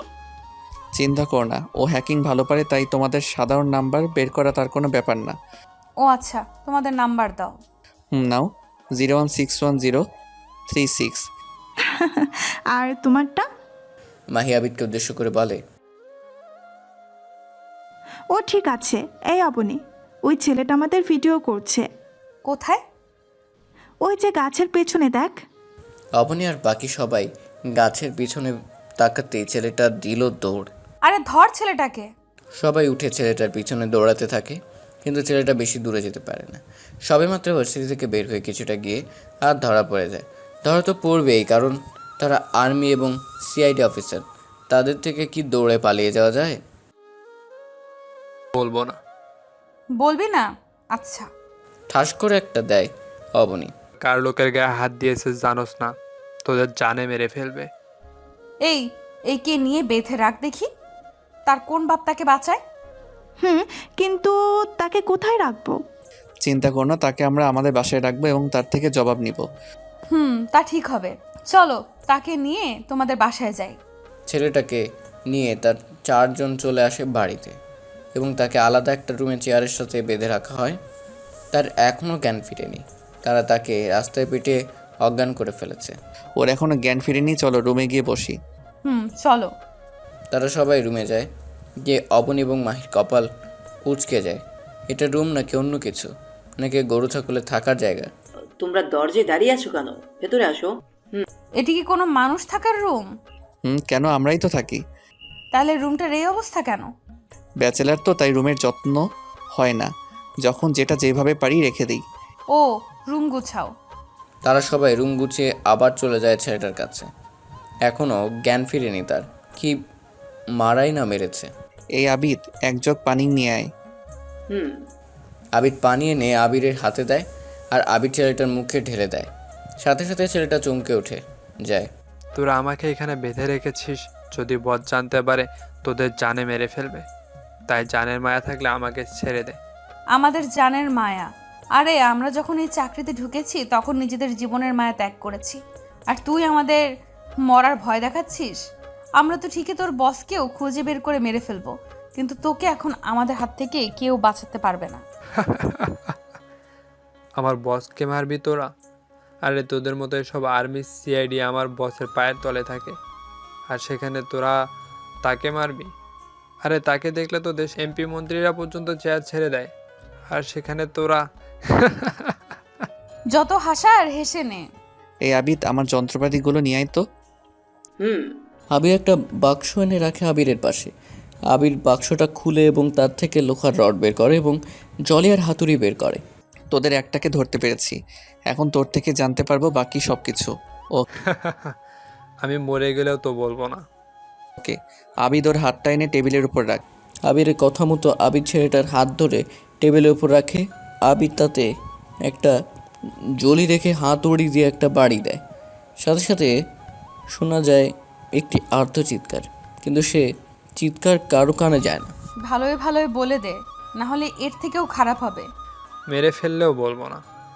ওকে, তাহলে মরেই যা, কিন্তু তোকে এত সহজে মারবো না, কষ্ট দিয়ে মারবো। আবির আবার বাক্সটা থেকে পেলাস বের করে এবং ছেলেটার আঙ্গুলে টেনে টেনে উঠিয়ে ফেলে আর বলতে থাকে, বলবি না। না না, মরে গেলেও বলবো না। ওকে আবির আবার বাক্সটা থেকে একটা ব্লেড এবং মরিচের গুঁড়া বের করে এবং ছেলেটার শরীর কেটে তাতে মরিচ দিতে থাকে। ছেলেটার মৃত্যু যন্ত্রণায় ছটফট করছে, কিন্তু কারো সেদিকে কোনো খেয়াল নেই। বলবি না? বলছি ভাই, বলছি প্লিজ আমাকে ছেড়ে দেন। এই আবিদ, এক বালতি পানি এনে ওর গায়ে ঢেলে দে। আবির পানি এনে ছেলেটার গায়ে ঢেলে দেয়, আর ছেলেটা ছটফটানি কমে। বল। পানি? এই নে পানি, আর বল তাড়াতাড়ি। ছেলেটা পানির বোতল নিয়ে গপ গপ করে খেয়ে নেয় পুরোটা। তারপর বলতে থাকে, বল তোর বসের নাম কি? জানি না। এ কথা শুনে আবিদের মাথা গরম হয়ে যায়, আর সে রড দিয়ে এক বাড়ি মারে। ভাই বিশ্বাস করুন, আমি বসের নাম জানি না, তাকে কখনো দেখিও নি। তাহলে তোরা কাজ করতে কিভাবে? আমাদের একজন কাজ দিত আর আমরা তার কথা মতো কাজ করতাম। সে বসকে দেখেছে, তার সাথে অনেকবার কথা বলেছে। কে সে? আর তোরা ড্রাগস আনতি কোথা থেকে? আমরা ভার্সিটি থেকে আনতাম, আর আমাদের ড্রাগস দিত ভার্সিটির প্রিন্সিপাল। কি প্রিন্সিপাল? সে একজন শিক্ষক হয়ে এই কাজ কিভাবে করতে পারে? জি প্রিন্সিপাল স্যার। তোরা কিভাবে জানতে পারলি কোন দিন ড্রাগস পাচার করতে হবে? তারা আমাদের একটা চিঠির মাধ্যমে জানিয়ে দিত এবং আজকে রাতেও ড্রাগস পাচার করবে। তোর সাথে আর কে কে আছে? আমাদের সাথে ভার্সিটির দারোয়ানও আছে। ও, তাহলে আজকে ড্রাগস পাচার হবে? জি। ওকে, আর কি জানিস? ওকে, আমি আর কিছু জানি না, প্লিজ আমাকে ছেড়ে দেন। মুক্তি দিব, একেবারে চির মুক্তি। না, আপনারা এটা করতে পারেন না, আপনারা চিট আর কোনো শব্দ হলো না। ছেলেটার শরীর নিস্তেজ হয়ে গেছে। একটা বুলেট তার মাথার এপার ওপার হয়ে বেরিয়ে গেছে, আর সাইলেন্সার লাগানো গুলিতে দাঁড়িয়ে আছে অবনী। এদের মতো আবর্জনাকে বাঁচিয়ে রেখে লাভ নাই, এরা বেঁচে থাকলে আবর্জনা আরও বাড়বে। তাই বলে এভাবে মেরে দেবে? আরও কিছু জানতে পারতাম। ওর থেকে আর কিছু জানতে পারবি না, বাকিটা জানতে পারবি রাতে, শালা প্রিন্সিপাল থেকে। হুম। চল বাসায় যাব, আর তোমাদের সাথে রাতে দেখা হবে, এবং আবর্জনাটা ফেলে দিও। কোনো কথা নাই, তার দুজনের হা করে তাকিয়ে আছে। হা করে তাকিয়ে আছো কেন? মেরে ফেললে কেন? এখন গভর্নমেন্টকে কি জবাব দিবে? আমার কোনো জবাবদিহিতা লাগে না, আমি আমার মতো করে শ্যুট করি। ওকে ফেলে দিও, বাই। বলেই মাহিয়ার অবনী বেরিয়ে আসে। চারদিকে অন্ধকার এবং গোলশান নীরবতা। চারজন মানুষ দাঁড়িয়ে সে অন্ধকারের ভিতরে। এই অপনি, রাত 1টা বাজে, এখনো তো কেউ আসছে না। আসবে, অপেক্ষা কর। এই আবির, কিছু দেখতে পেলে? না, সারা ভার্সিটি ঘুরে দেখিয়েছে, কিন্তু কোথাও সন্দেহজনক কিছু দেখছি না। ওকে ড্রোনটা রেখে দাও আর ভেতরে চলো। তারা চারজন ভিতরে ঢুকে পড়ে এবং আস্তে প্রিন্সিপালের রুমের দিকে যেতে থাকে। প্রিন্সিপালের রুম থেকে কথার আওয়াজ আসছে। যা ভেবেছিলাম তাই হয়েছে, তারা রুমের ভেতরেই আছে। সাবধানে যাবে। তার সবাই আস্তে আস্তে রুমের ভিতরে ঢুকে তাদের পজিশন নিয়ে নেয়। প্রিন্সিপাল স্যার এখন উল্টো দিকে ঘুরে আছে। আসো আসো আর্মি অফিসার এবং সিআইডি অফিসার, তোমাদের জন্যই অপেক্ষা করছিলাম। আমাদের জন্য অপেক্ষা করছিলে মানে? কি ভেবেছিলে তোমাদের সম্পর্কে কিছুই জানি না? তোমরা যেদিন ভার্সিটিতে পা রাখলে সেদিন থেকেই আমি তোমাদের সম্পর্কে জানি। তাই এবার তোমাকে আমাদের হাত থেকে বাঁচাবে কে? তোরা আমাকে মারতে পারবি না, বরং তোরা নিজেরাই মরবি। এ পর্যন্ত আমাদের কেউ ধরতে পারেনি, যারা ধরতে এসেছে তারাই ফিরে যেতে পারেনি, তোরাও পারবি না। আর আমার বসকে ধরা অসম্ভব। তোকেও মারবো এবং তোর বসকেও মারবো, তুই একা আছিস এখন। আগে নিজেদেরকে তো বাঁচিয়ে নে। বলার সাথে সাথে 4টা গুলির শব্দ হলো এবং 4টা গুলি এসে লাগে চারজনের বুকে, এবং রুমের কোণা থেকে বেরিয়ে আসে চারজন। সে চারজন আর কেউ না, ভার্সিটির বাংলা শিক্ষক, ইংরেজি শিক্ষক, দুজন দারোয়ান। এরকম হঠাৎ আক্রমণের জন্য তারা কেউ প্রস্তুত ছিল না। আরও একটা করে গুলি এসে লাগে বুক ভরে, তারা লুটিয়ে পড়ে ফ্লোরে। প্রিন্সিপালের গুটি গুটি পায়ে হেঁটে আসে সামনে। আমি জানতাম তোরা আজকে আসবি। কিভাবে জানিস তোরা? যখন আমার লোক আরিফকে ধরেছিস ঠিক তখনই জেনে গেছি যে সে ধরা পড়েছে। কিভাবে জানলাম জানিস? তার শার্টের বোতামে একটা চিপ ছিল। তোরা যখন তাকে ধরে পিটিয়েছিস তখন সেটা ভেঙে যায়। তখন আমি জানতে পারি সে ধরা পড়েছে এবং সব বলে দিবে, আর তোরা এখানে আসবি। তাই আমি আগে থেকেই সব রেডি করে রেখেছি। আর তোরা এখানে এসেছিস মাত্র 2 দিন হলো, আর এসে আমার টক্কর দিচ্ছিস। আরে আগে আমাদের সম্পর্কে জান, বোঝ, তারপরটাই লড়তে আসিস। তারা আর কিছু শুনতে পায় না, চোখ জোড়া বন্ধ হয়ে আসছে না, আর পারছে না চোখ খোলা রাখতে। চোখ বন্ধ হয়ে গেল। এই যা, লোক ডেকে এদের রাস্তায় ফেলে দিয়ে আয়। এমনিতে আর কিছুদিন থাকলে মারা যাবে। শালা আমাদের ধরতে এসেছে, তোরা এসে এদের রাস্তায় নিয়ে ফেলে দিয়ে আয়। তারা এসে ওদের চারজনকে নিয়ে যায় এবং রাস্তায় ফেলে দেয়। এই চুপ, কোনো কথা বলবি না, বস কল দিয়েছে। Hello boss. কাজ কতটুকু হয়েছে? বস, তাদের খতম করে দিয়েছি। গুড, আজ আর ড্রাগস যাবে না, যে যার মতো থাকো। ঠিক আছে বস, আপনি দেশে আসবেন কবে? দেরি আছে। ঠিক আছে বস। সকালে বসে অবনীর মামা এবং মামি তার বোন টিভিতে খবর দেখছে। হঠাৎ তাদের একটা খবর চোখ আটকে যায়, যেখানে অবনী এবং মাইকে দেখাচ্ছে সাথে 2টা ছেলেকে। নিচে হেডলাইনে বড় বড় করে লেখা, গতকাল রাতে বাংলাদেশ ট্রাক পাচারকারীদের হাতে ধরতে গিয়ে সিআইডি অফিসার অবনী জাহান এবং সিআইডি অফিসার মাহি চৌধুরী অনু আর আর্মি অফিসার আবির এবং আদিব ঘটনাস্থলেই মারা যায়। আমরা তাদের অফিসার চিহ্নিত করেছি। সিআইডির গোপন অফিসার ছিল অবনী জাহান এবং মাহি চৌধুরী অনু। তাদের সম্পর্কে তাদের এসিপি ছাড়া আর কেউ জানে না। আর আর্মি অফিসার দুজন ছিল এসিপির সন্তান। এতটুকু পরে অবনীর মামা ভেঙে পড়ে। অবনী মায়া গেছে ভাবতেই তাদের কষ্ট করছে। তার থেকে বড় কথা, সে একজন সিআইডি অফিসার ছিল, কিন্তু ক্ষমা চাওয়ার সময় তাদের দিল না অবনী। চলে গেল তাদের ছেড়ে ওই আকাশে তারার মাঝে।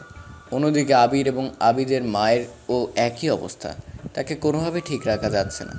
কিন্তু আদনান সাহেবকে দেখলে মনে হবে না তার ছেলে এবং তার মেয়ের মধ্যে দুজন অফিসার মারা যায়নি। সে নিজেকে স্বাভাবিক রেখেছে। আর মাহির জন্য তো কেউ কাঁদবে না, কারণ সে এতিম আর কেউ নেই এই নিষ্ঠুর পৃথিবীতে, শুধুমাত্র অবনী ছাড়া।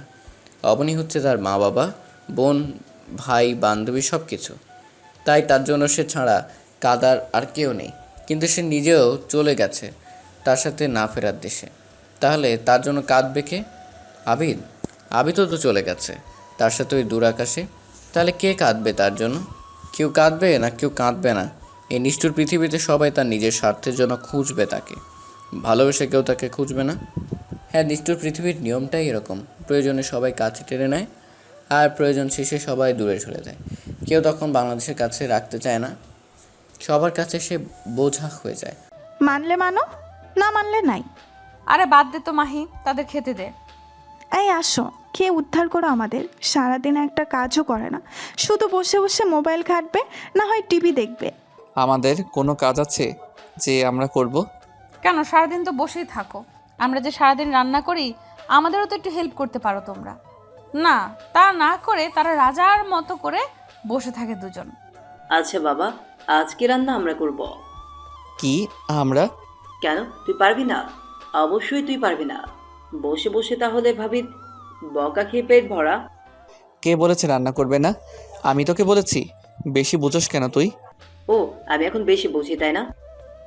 এই তোমরা চুপ করবে? কে কতটুকু রান্না পারে আর কারটা ভালো হয় দেখা যাবে। হি হি হি। ওকে, তাহলে নাস্তা করে চলে যাও কিচেনে। তারা সবাই নাস্তা করে। অবনী এবং মাহি বসেছে টিভি দেখতে, আর আবির যায় রান্না করতে। এই ভাইয়া, আমি তো ঠিক মতো রান্না পারি না। তাহলে এতক্ষণ বড় বড় কথা বললি কেন? আমার থেকে শেখ। আসছে আমার থেকে শিখ রান্না, নিজেও তো পারি না রান্না। কে বলেছে তোকে আমি রান্না পারি না? এই তোমরা ঝগড়া করবে নাকি রান্না করবে? করছি। তারা দুজন সর্বপ্রথম চলে যায় পেঁয়াজ কাটতে। পেঁয়াজ কাটতে কাটতে হঠাৎ আউ করে একটা শব্দ হয়, আর আবিদ হি হি করে হেসে দেয়। হি হি হি? কী রে, এতক্ষণ তো আমাকে বললি, এখন তাহলে তোর কাটলো কেন? এতক্ষণে অবনী আর মাহি কিচেনে এসে হাজির। তাদের চিৎকারে তারা চলে আসে। এসে দেখে তারা দুজন একে অপরের দিকে তাকিয়ে হাসছে, কিন্তু তাদের হাত থেকে রক্ত পড়ছে সেদিকে কোনো খেয়াল নেই। হঠাৎ কারো ঠোঁটের কোমল স্পর্শে দুজনের হাসি থেমে যায়। অবনী আর মাহি তাদের আঙুলগুলো এতক্ষণে মুখে পড়ে নিয়েছে। তারা তাদের দিকে এক মনে তাকিয়ে আছে। কখন যে তারা দুজন তাদের আঙুল ছেড়ে দিয়েছে সেদিকে কোনো খেয়াল নেই। ওই কি দেখছো? হঠাৎ অবনীর প্রশ্নে তাদের ধ্যান ভাঙে। না, কিছু না। তোমাদের যে হাত কেটে গেছে সেদিকে কোনো খেয়াল আছে? তারা দুজন হেসেই যাচ্ছে। যে কাজ পারো না সে কাজ করতে আসো কেন? না মানে? হয়েছে, এবার যাও তোমরা দুজন। তারা দুজন কিচেন রুম থেকে চলে আসে, আর বাকি দুজন রান্না করতে থাকে। স্যার, আমাদের সাথে একজনকে কে বা কারা মেরে ফেলেছে শুনেছি। তার সকলে ড্রাগস পাচারের তথ্য নাকি পুলিশ পেয়েছে তার সাথে পাওয়া মেমোরি কার্ডে। চিন্তার বিষয় এটা। কে মারতে পারে তাকে, সাথে তার সকল কুকর্মের ডিটেলস। স্যার, আমার মনে হচ্ছে আমাদের ওপর কেউ নজর রাখছে। কিন্তু কে? এই আর্মি আর সিআইডি অফিসারদের মেরে ফেলার পর থেকে তো আর কেউ এরকম আসেনি। স্যার, এটা খুব চিন্তার বিষয়। আর সবাইকে সাবধানে থাকতে হবে। আরে বাদ দে তো, একটা মরেছে তো কি হয়েছে, আমাদের কাজ তো আর থেমে থাকবে না। এরকম কত মরবে, কত আসবে। আর হ্যাঁ, আমাদের তো সকল ডাটা হ্যাক হয়ে গেছে, সেখানে একটাই লেখা, AC is back. Principal sir কপালে আবার চিন্তার রেশ দেখা দিল, কিন্তু সেটা কাউকে বুঝতে দেয়নি। তোরা আজকের মতো যে যার বাড়িতে যাও, আর ভয় পাবার কোনো কারণ নেই। সবাই যে যার মতো চলে যায়। দেখতে দেখতে রাত হয়ে যায়। এই তোমরা রেডি তো?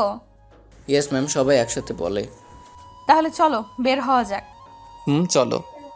তারা সবাই আবার রাতের অন্ধকারে বেরিয়ে পড়ে, আর একটা খুনের নেশায় এবং কিছুক্ষণের মধ্যে পৌঁছে যায় ভার্সিটির সামনে। তাদের আজকের টার্গেট দারোয়ান মফিজ মিয়া। আসসালামু আলাইকুম চাচা, কেমন আছেন?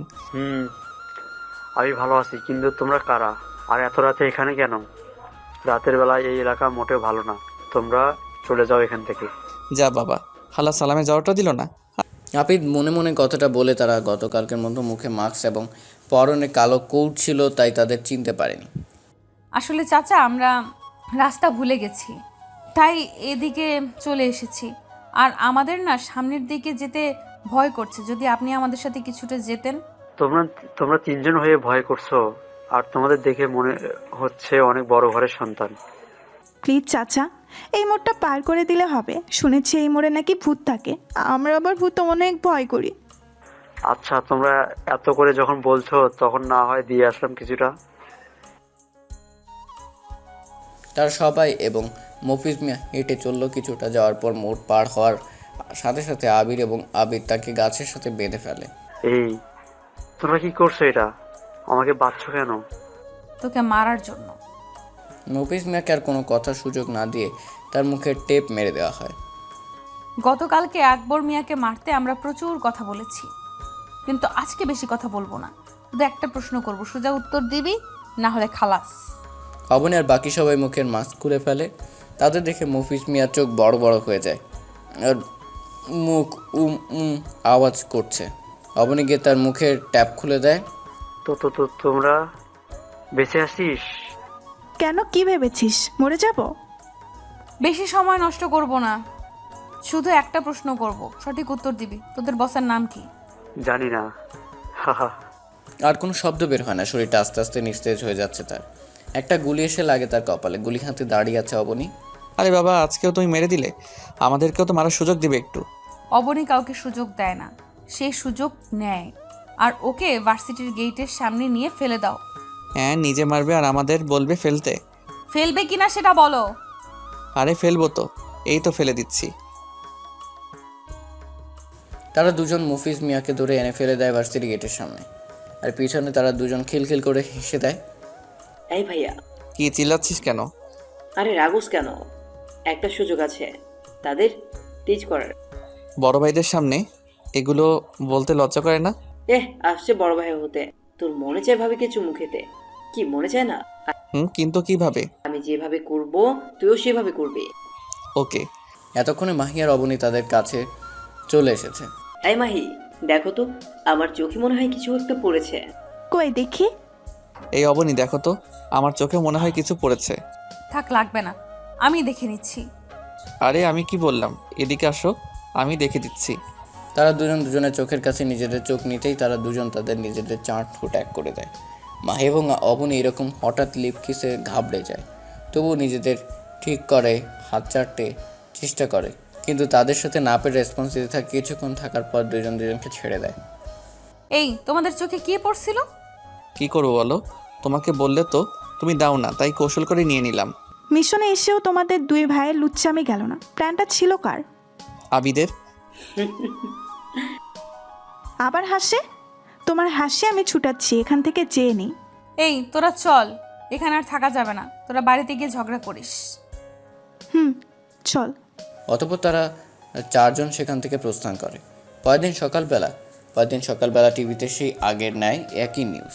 আজও ঢাকা ভার্সিটির দারোয়ান মফিজকে কে বা কারা খুন করে রেখে গেছে।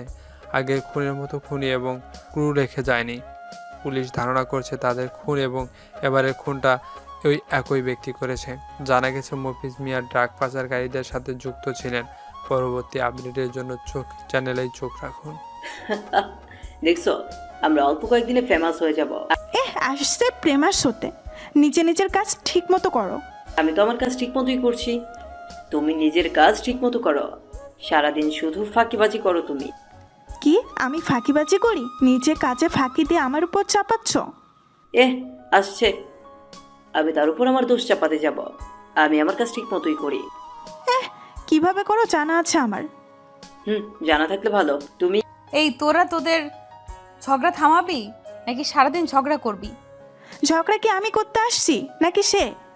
তুমি করতে আসছো আমার সাথে, সেদের সাথে ঝগড়া করতে। আমার বয়ে গেছে তোমার সাথে সাথে সাথে ঝগড়া করতে যেতে। এই থাম বলতেছি, সারাদিন শুধু ঝগড়া করস কেন তোরা? ও এখন আমরা করলেই দোষ, তোরা যে সারাদিন ঝগড়া করিস সেটার বেলায় কি হবে? শুধু আমরা ঝগড়া করলেই দোষ। যা বাবা, এখানে আমাদের টানার কি আছে? তোমরা তোমাদের মতো ঝগড়া করো না, তোমাদেরকে মানা করছে। আপনার বউ বোন আমার, আর কিছু বলবো না তোরে। তোরা তোদের মতো থাক, আমরা আমাদের মতো। তারা দুজন চলে যায়। এদিকে অবনী আর আবির বোকার মতো চেয়ে থাকে। তোমাদের কে মানা করছে? যা হবার তাই হয়েছে। স্যার, আসলে ও আমাদের একজন লোককে মেরে ফেললো, আপনি কিছু বলবেন না? হ্যাঁ স্যার, এভাবে চললে তো যে কোনো দিন আমাদেরকেও মেরে দেয়, জানা নেই। প্রিন্সিপাল স্যার গভীর চিন্তায় পড়ে যায়। তবুও সে নিজেকে ঠিক করে বলে, কিছু হবে না, আগামীকাল বস আসবে, আমরা সে গোপন আস্থানায়। তাহলে স্যার আমরা কি আসতে হবে? আচ্ছা, আজকে যা, ভার্সিটি ছুটি হয়ে গেছে অনেক আগে, আর কালকে ভার্সিটিতে আসতে হবে না, সোজা আমার আস্থানায় চলে আসবি রাতে। ঠিক আছে স্যার। দেখতে দেখতে দুপুর শেষে বিকেল, আর বিকেল শেষে রাত্রি। আর এই রাতেই কেউ একজন কাউকে মারার জন্য প্ল্যান সাজাচ্ছে। সে আর কেউ নয়, অবনী। আজকের প্ল্যানটা হবে ভিন্ন রকম। ভিন্ন রকম, কারণ শফিক এবং সবুজ স্যার ভাই, তারা একই বাড়িতে থাকে, আর তাদের ফ্যামিলির সামনে তাদের মারতে পারবো না। তার থেকে বড় কথা, তাদের থেকে অনেক ইনফরমেশন পাওয়া যাবে। তাই তাদের জঙ্গলের পাশে যে ভাঙা বাড়িটা আছে সেখানে তুলে আনবো। তো তোর প্ল্যান কি? তোদের কিভাবে তুলে আনবো? শোন, অবনী তাদের সবাইকে তার প্ল্যান বুঝিয়ে দেয়। বুঝলে সবাই? চলো। তাহলে চলো বেরিয়ে পড়া যাক। আর সবাই তাদের নিজেদের প্ল্যান বুঝে নিয়ে বেরিয়ে পড়ে পরে স্যারদের বাড়ির উদ্দেশ্য। অবনী আগে থেকেই তার ড্রোন নিয়ে তাদের উপর নজর রেখে বাড়ির ঠিকানা এবং পরিবার সম্পর্কে জেনে নিয়েছে। তাই তাদের বাড়ির ঠিকানা জোগাড় করা লাগলো না, সোজা গিয়ে অ্যাটাক। এই অপনি দেখ, ওরা তো দেখি টং দোকানে বসে চা খাচ্ছে। তাহলে আমাদের কাজটা তো আরো সহজ হয়ে গেল। কষ্ট করে তাদের বাড়ি থেকে তুলে আনতে হবে না। গাইস, রেডি হও। তারা দোকান থেকে বের হয়ে কিছুটা গেলেই অজ্ঞান হওয়ার স্প্রে মেরে তুলে নিব। আমরা রেডি। তারা সবাই অপেক্ষা করছিল তারা কতক্ষণে বের হবে। তাদের সে আর অপেক্ষার অবসান ঘটে কিছুক্ষণ পর। তারপর দুজন দোকান থেকে বের হয়ে যাওয়ার পর তাদের অজ্ঞান করে তুলে আনা হলো। গুলশান, নীরবতা চারদিকে। কিছুক্ষণ পর দূরে কোথাও শেয়ালের এবং কুকুরের ঘেউ ঘেউ আওয়াজ আসছে। আর চারজন মানুষ পিস্তল হাতে দাঁড়িয়ে আছে দুজন মানুষের সামনে। সামনে দুজন মানুষের চেয়ারের সাথে বেঁধে রাখা হয়েছে। এই, তোরা কারা? আমাদের এইভাবে তুলে আনছিস কেন? কেন চিনতে পারেন নাই স্যার? আরে মুখ না দেখলে তোদের চিনব কি হবে? মানুষ কি চোখে দেখে চেনা যায় নাকি? ওকে, তাহলে দেখেন। তারা চারজন তাদের মুখের মাস্ক খুলে ফেলে। তাদের দেশে দুজনের চোখ বড়। তোরা বেঁচে আছিস? কিন্তু কিভাবে? সেদিন তো তোদের আমি নিজের হাতে মেরেছি, তাও বেঁচে গেলি কিভাবে?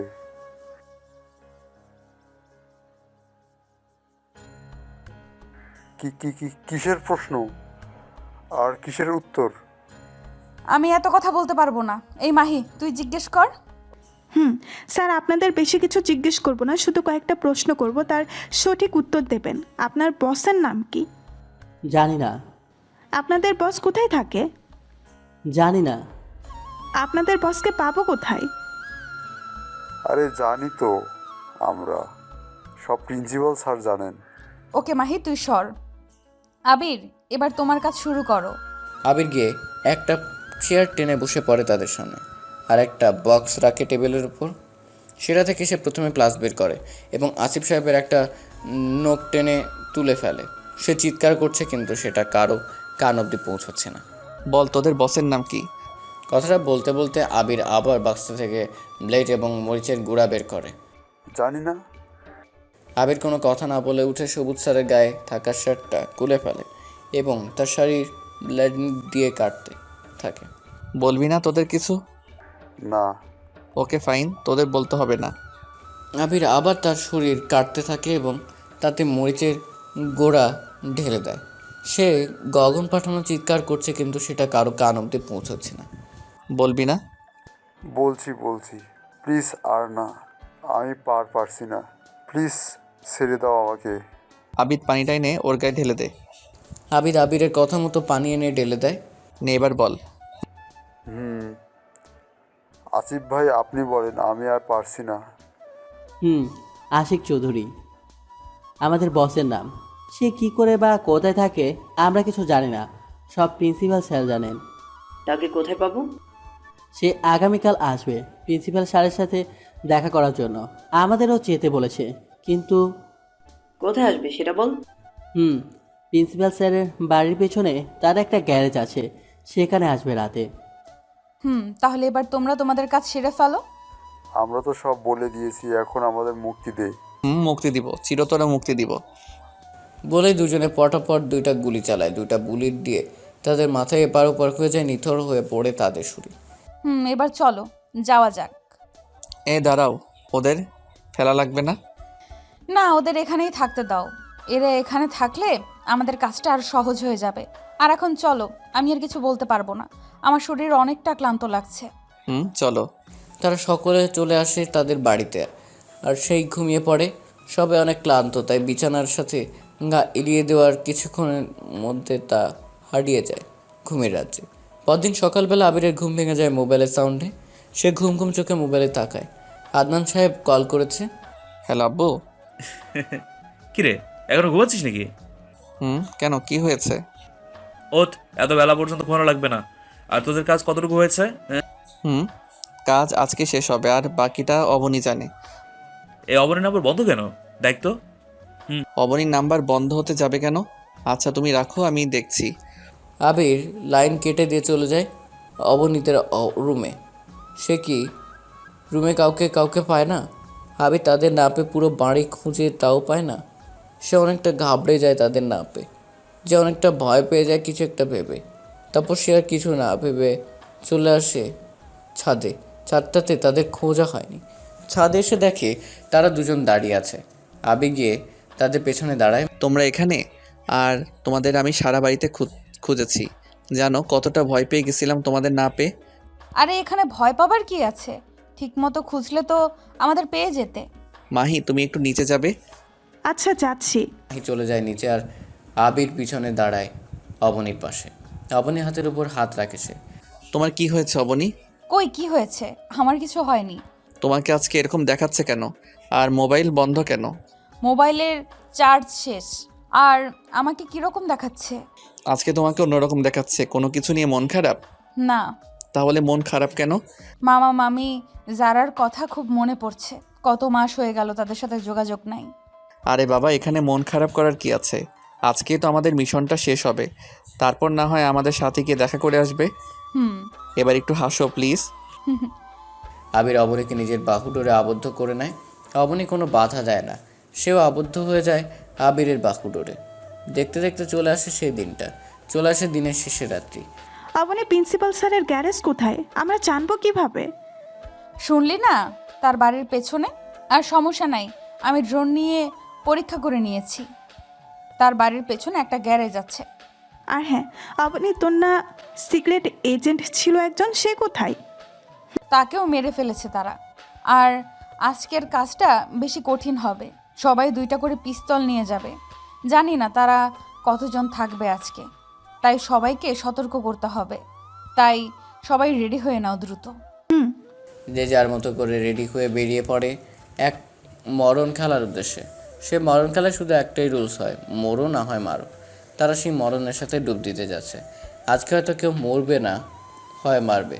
এই অবনী, আমরা তো তার বাড়ির সামনে এসে পড়েছি, এখন কিভাবে যাব? কেন পেছন দিয়ে ঘুরে তারা গ্যারেজে যাবে? তোর মাথায় কি কোনো বুদ্ধি নাই নাকি? ও ভুলে গেছি, পেছন দিয়ে যে যাওয়া যাবে। আর ভুলা লাগবে না, চল। তারা সবে একে একে সতর্কতা বজায় রেখে পিছন দিয়ে গ্যারেজের সামনে চলে যায়। এই তারা ভেতরে কতজন আছে আমরা জানি না, তাই আবারও বলছি সতর্ক থাকবে। আর সবাই গুলি হাতে নাও। সবাই একে একে ভিতরে ঢুকে পড়ে। তারা ভিতরে ঢুকে আশ্চর্য হয়ে যায়। তারা গ্যারেজের ভিতর তো কেউ নেই, তাহলে তারা কি আমাদের মিথ্যা বলেছে? না, এখানেই আছে। ভালো করে খোঁজো, দেখো কিছু পাও কি না। তারা সবাই যে যার মতো করে খুঁজতে থাকে। আপনি খুঁজতে খুঁজতে একটা অপরিষ্কার জায়গায় এসে পড়ে। সেখানে একটা সুইচ রাখা। অবিন সন্দেহবশত সেই সুইচটা চাপ দেয়। চাপ দেওয়ার সাথে সাথে বিকট শব্দ করে ফ্লোরে একটা লিফটের মতো দরজা খুলে যায়। ওরে বাসসালা, আন্ডারগ্রাউন্ড করে রেখেছে। এতক্ষণ সবাই এসে হাজির হয়েছে অবনীর কাছে। ওরে বাবা, শালা অবৈধ টাকা দিয়ে আন্ডারগ্রাউন্ড করে রেখেছে। তাই তো দেখছি। এত কথা বাদ দিয়ে এখন চলো, আর সাবধানে। তারা সবাই আস্তে আস্তে সিঁড়ি বেয়ে নিচে নামতে থাকে। বস, কেউ দরজা খুলে ফেলেছে। কি? কেউ তো জানে না এটার কথা। তাহলে এই দাঁড়া, এখানে তো সিসি ক্যামেরা আছে। হুম। দ্রুত কম্পিউটার ওপেন কর, আর তোরা সবাই পজিশন নিয়ে নে, কেউ আসলে গুলি চালাবি। তারা দুজন চলে যায় কম্পিউটার রুমে। বস, এখানে আমাদের 4 জনকেই দেখা যাচ্ছে। তাদের সবার হাতে গুলি আছে, কিন্তু কারোই মুখ দেখা যাচ্ছে না। 4 জন? ওকে চলো, তারা আসলেই তাদের মেরে দিতে হবে। তারা সবাই নামতে নামতে একেবারে শেষে চলে এসেছে। হঠাৎ একটা গুলি এসে অবনীর হাতে লাগে। অবনীর হাতে থাকা গুলিটা পড়ে যায়। এরকম হঠাৎ আক্রমণের জন্য তারা কেউ প্রস্তুত ছিল না। আবির তাড়াতাড়ি গিয়ে অবনীকে ধরে একটা পিলারের পিছনে চলে যায়, আর মাহি এবং আবির তাদের সাথে গুলিতে মোকাবিলা করেছে। তোমার কিছু হয়নি তো? আরে তুমি বসে থাকো, আমরা যাচ্ছি। আর তোমার কিছু হয়ে গেলে আমার কি হবে? দেখো আবির, আমার সামনে এখন এসব ন্যাকামি করবে না। আমরা মিশনে এসেছি তোমার ন্যাকামি দেখার জন্য না। এখানে হয় মারো না হয় মরো। আর আমার সাধারণ একটা গুলি লেগেছে, বেশি কিছু না তো, তাই সামনে থেকে সরে গুলি চালাও। বীরবীর ও আর কোনো কথা না বলে যায় আবিদের কাছে। তার পিছনে অবনীও আসে। তারা 4 জন একে একে সবাই মেরে দেয়। অবনীর অসাবধানতার কারণে হঠাৎ আরও একটা গুলি এসে লাগে তার বুকে। সে ছিটকে পড়ে যায় কিছুটা দূরে। অবনীর অসাবধানতার কারণে হঠাৎ আরও একটা গুলির এস লাগে তার বুকে। সে ছিটকে গেছে, পড়ে যায় কিছুটা দূরে। আবির দৌড়ে গিয়ে তাকে ধরে। অবনী ছিটকে পড়াতে তার মুখ থেকে মাস্কটা খুলে যায়। ও তাহলে তোরা মরিসনি। অবনী আবিরকে সরিয়ে দিয়ে আবারও দাঁড়ায়। আরে আল্লাহ যাকে বাঁচায় রাখে তাকে তোদের মতো কুত্তারা কিভাবে মারবি? আর তুই তো মেয়র, তোকে আমি প্রথমে দেখে অনেক অবাক হয়ে গেছি। যাই হোক, তোর কাজ জনগণের সেবা করা, তুই তা না করে তাদের ধ্বংসের পথে ঠেলে দিলি। আরে রাখ তোর বকবক। আমি মেয়র হয়েছি তো কি হয়েছে? এ জীবনে টাকাই সব কিছু। সরকার থেকে যে টাকা পাই তা দিয়ে আমার কিছু হবে না। আমার ইচ্ছা এই বাংলাদেশের টপ 1 নম্বরে আমার নাম থাকবে। তার জন্য আমাকে যা করার আমি তাই করব। কথাগুলো বলার পর তাদের মধ্যে কিছুটা নীরবতা পালন করে। হঠাৎ করে একটা গুলির শব্দ হয়, আর প্রিন্সিপাল স্যার মাটিতে এলিয়ে পড়ে। অবনী গুলি তাক করে আছে সামনের দিকে। প্রিন্সিপালের মাথা ভেদ করে গুলি এপার ওপার হয়ে যায়। আশিক চৌধুরী অবাক এবং কিছুটা ভয় দৃষ্টিতে অবনীর দিকে তাকায়। কি মাহি, তোর কাজ কি শেষ হয়েছে? তারা এক্ষুনি এসে পড়বে। কি কাজ? আর কারা আসবে এখানে? তোরা কাকে আসতে বলেছিস? কিরে ভাই, পেলে নাকি এখন? আমি ভয় পাবো কেন? তোরা কাকে আসতে বলেছিস? আমাদের দলের লোক আসতে হবে না, তোদের এখান থেকে নিতে হবে না। আরে তারা আসার আগে তোরা বাঁচতে পারবি না। তোদের এখানেই মেরে তারপর আমি দেশ ছেড়ে চলে যাব। বলে গুলি করতে যাবে, তখন একটা বুলেট এসে লাগে তার হাতে। তার হাত থেকে গুলিটা পড়ে যায়। আরও একটা বুলেট এসে লাগে তার পায়ে। সে হাঁটু ভেঙে বসে পড়ে। তারা সবাই পেছনে তাকায়। আদনান সাহেব গুলি হাতে নিয়ে এগিয়ে আসছে, আর বাকি সবাই তাদের পজিশন নিয়ে নেয়। আর একটা গুলি গিয়ে লাগে আসিফ চৌধুরী কপালে। সে লুটিয়ে পড়ে মাটিতে।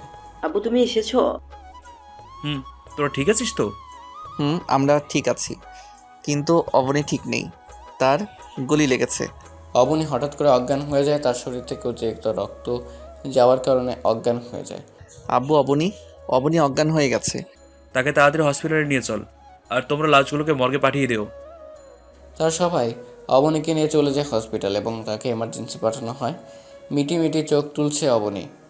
সে চোখ তুলে তার পাশে মাহিটে বসে থাকতে দেখে। চারদিকে তাকিয়ে কাউকে খোঁজার চেষ্টা করছে সে। কাকে খুঁজছিস অবনী? আবির কোথায়? পাশের রুমেই আছে। কি হয়েছে তার? তার খারাপ কিছু হয়নি তো? আর এত উত্তেজিত হচ্ছিস কেন তুই? আবির ভাইয়া ঠিক আছে। তোর শরীর থেকে অতিরিক্ত ব্লাড যাওয়ার কারণে তোর অবস্থা খুবই খারাপ হয়ে যায়। তখন ডাক্তার বলে ইমার্জেন্সি 3 ব্লাড লাগবে, কিন্তু তোর ব্লাড কোথাও পাওয়া যাচ্ছে না। ভাগ্য ভালো আবির ভাইয়ের সাথে তোর ব্লাড গ্রুপ মিলে যায়, তাই সে 3 ব্যাগ রক্ত দেওয়ার কারণে অনেকটা দুর্বল হয়ে যায়।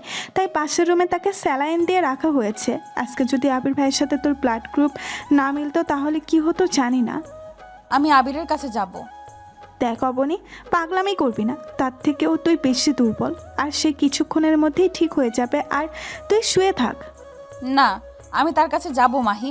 তুই আমাকে যেতে দে প্লিজ। দেখ অবনী, মাথা খারাপ করবি না, চুপচাপ শুয়ে থাক বলছি। সেই মুহূর্তে কেবিনের মধ্যে প্রবেশ করে আদনান সাহেব এবং তার স্ত্রী। কি হয়েছে মাই, রেগে আছিস কেন? দেখো না আব্বু, আমি আবিরের কাছে যাব, কিন্তু মাহি আমাকে যেতেই দিচ্ছে না। না, তোর কোথাও যাওয়া লাগবে না। আবির কিছুক্ষণের মধ্যেই ঠিক হয়ে যাবে। আব্বু তুমিও? বেশি কথা বলবি না, চুপচাপ শুয়ে থাক। আম্মু তুমি অন্তত বলো না আমাকে যেতে দিতে। না অবনীমা, আমার তুই কোথাও যাওয়া লাগবে না, আবির এখনই ঠিক হয়ে যাবে। আর যখন জানতে পেরেছি তোরা বেঁচে আছিস, তখন যে কতটা খুশি হয়েছি তোদের বলে বোঝাতে পারবো না। কিন্তু তোদের আব্বু আমাকে নিয়ে আসেনি, যা আজকে আনলো তাও তোদের এই অবস্থা। বেশি কথা বলো না, চুপচাপ থাকো। বেশি কথা বললে অবনীর সমস্যা হবে। আদনান সাহেব চলে যায় আবিরের রুম থেকে, গিয়ে দেখে সে বসে আছে। কিরে, তুই বসেছিস কেন? তো কি করব, স্যালাইন তো শেষ, আর শুয়ে থেকে কোনো লাভ আছে? তা ঠিক। সে হসপিটালে অবনী সুস্থ হতে আরও কেটে যায় 10টা দিন। তাকে বাড়িতে আনা হয়েছে কিছুদিন হলো। তা অবনী, তুই সুস্থ আর মিশনও শেষ তোদের, এখন তোদের বিয়েটা তো দিতে পারি। হ্যাঁ না, আমি আমার মামা মামিকে ছাড়া বিয়ে করব না।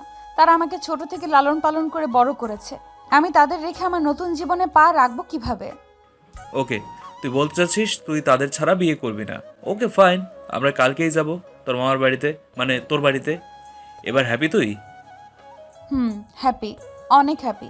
দেখতে দেখতে সে দিনটা চলে যায়। পরের দিন তারা সবাই মিলে রওনা হয় অবনীর মামা বাড়ির উদ্দেশ্যে, মানে অবনীর বাড়ির উদ্দেশ্যে।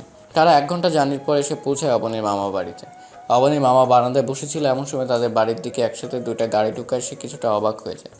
সে সহকারে তার স্ত্রী এবং সন্তান তাড়াতাড়ি বেরিয়ে আসে কে এসেছে দেখার জন্য। গাড়ি এসে থামে তাদের সামনে। প্রথম গাড়ি থেকে নামে আদনান সাহেব এবং তার স্ত্রী, দ্বিতীয় গাড়ি থেকে নামে মাহি, আবির এবং অবনী। অবনীকে দেখে যারা দৌড়ে গিয়ে তাকে জড়িয়ে ধরে। আপু তুমি বেঁচে আছো? বলে কাঁদতে দেয় সারা। আরে পাগল, কান্না করছিস কেন? আর এই দেখ, আমি তো বেঁচে আছি। ওই দিন টিভিতে দেখিয়েছিল তোমরা মারা গেছো, জানো সেদিন কত কেঁদেছি। আপু তোমার সাথে অনেক অন্যায় করেছি, প্লিজ ক্ষমা করে দাও। আরে পাগল, কি নিয়ে তোদের ক্ষমা করব আমি? আমি কি তোর উপর রেগে আছি? না আপু, তুমি আমাদের উপর রেগে আছো, আমি জানি। রেমা, আমরা জানি তুই আমাদের উপর অনেক রেগে আছিস। প্লিজ আমাদের ক্ষমা করে দে। অবনীর হাত ধরে। আরে মামা কি করছো? হাত ছাড়ো। আমি তোমাদের অনেক আগেই ক্ষমা করে দিয়েছি। আর ভেতরে চলো, এদের কি বাইরে দাঁড় করিয়ে রাখবে নাকি? ও হ্যাঁ, এদের পরিচয় তো বলি না। আগে এদের ভেতরে নিয়ে নাস্তার ব্যবস্থা করো, তারপর বলছি। তারা সবাই ঘরের ভিতরে প্রবেশ করে এবং আপনি আর মাহি চলে যায় কিচেনে নাস্তা তৈরি করার জন্য। কি রে অবনী, তুই এইখানে? তোরা মামি, ওদের জন্য নাস্তা বানাতে হবে তো। যা, আমি করছি। না মামি, তুমি যাও, আমি করছি। তুই এখনো আমাকে ক্ষমা করতে পারিসনি তাই না, যে আমি তোদের জন্য সামান্য নাস্তা বানাতে পারবো না? মামি কি বলছো তুমি এগুলো? আমি তো তোমাকে ক্ষমা করে দিয়েছি সে কবে। আচ্ছা তুমি করো, আমরা যাচ্ছি। অবনী আর মাহি বেরিয়ে আসে কিচেন রুম থেকে। অবনী গিয়ে দাঁড়ায় আবিরের পাশে আর মাহি গিয়ে দাঁড়ায় আবিদের পাশে। যারা এসে দাঁড়ায় অবনীর পাশে আর কানে কানে বলে, কি আপু এরা কারা যে দুজন এসে দুজনের সাথে দাঁড়িয়েছো? দোলা ভাই বুঝি? এই যারা, তোর মুখে কি কিছু আটকায় না? যাব বাবা, সত্যি কথাই তো বললাম, তা না হলে কি কেউ এসে এরকম করে কারোর গা ঘেঁষে দাঁড়ায়? অবনী কিছু না বলে চুপচাপ দাঁড়িয়ে থাকে। কিছুক্ষণের মধ্যে মামি এসে নাস্তা দিয়ে যায়। নাস্তা খাওয়ার পর্ব শেষ হলে, কি রে অবনী, তাদের পরিচয় তো বললি না? মামি বলছি, এ হচ্ছে আমাদের এসিপি স্যার, আর উনি হচ্ছে তার স্ত্রী, আর বাকি 2 জন ওনার ছেলে। কথাটা শেষ না করতেই যারা বলে ওঠে, তোমাদের জামাই মানে আমার দোলা ভাই, তাই না মাহি আপু? অবনী আসার পর থেকে তুই কথা বললি, এবার আমরা বলি। বলো। আমরা এসেছি অবনীর বিয়ের প্রস্তাব নিয়ে। আমি অবনী এবং মাহিকে নিজের ঘরের মেয়ে হিসেবে নিতে চাই।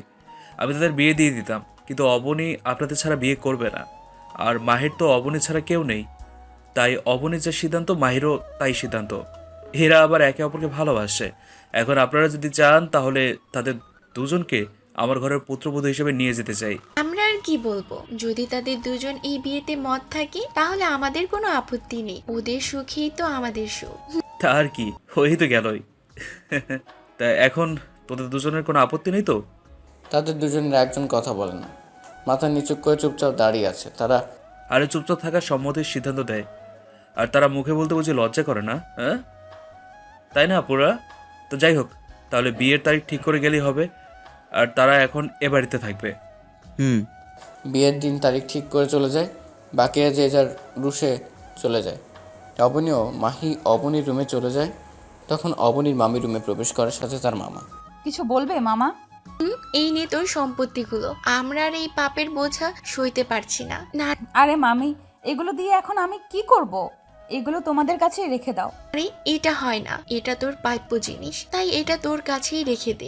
মামি আর একটা কথাও বলবে না, যা বলেছি তাই করো। এগুলো তোমাদের কাছে রেখে দাও, যদি না রাখো তাহলে আমরা এক্ষুনি বাড়ি ছেড়ে চলে যাব। না যাস না, এগুলো রেখে দিস, তবুও তোরা যাস না। অবনীর মামা এবং মামি চলে যায় তাদের রুমে, এবং অবনী আর মাহিও ফ্রেশ হয়ে নেয়। দেখতে দেখতে চলে আসে বিয়ের দিন। অবনী এবং মাহিকে সাজিয়ে এনেছে পার্লার থেকে। তোদের আজকে হেব্বি সুন্দর লাগছে, আমার মন চাচ্ছে আমিও সাজি এরকম করে। ও তাই বুঝি? তোরও বুঝি বিয়ে করার ইচ্ছা যাচ্ছে? আন্টিকে বলবো নাকি? না না, বলা লাগবে না, আমি এমনিতেই ঠিক আছি।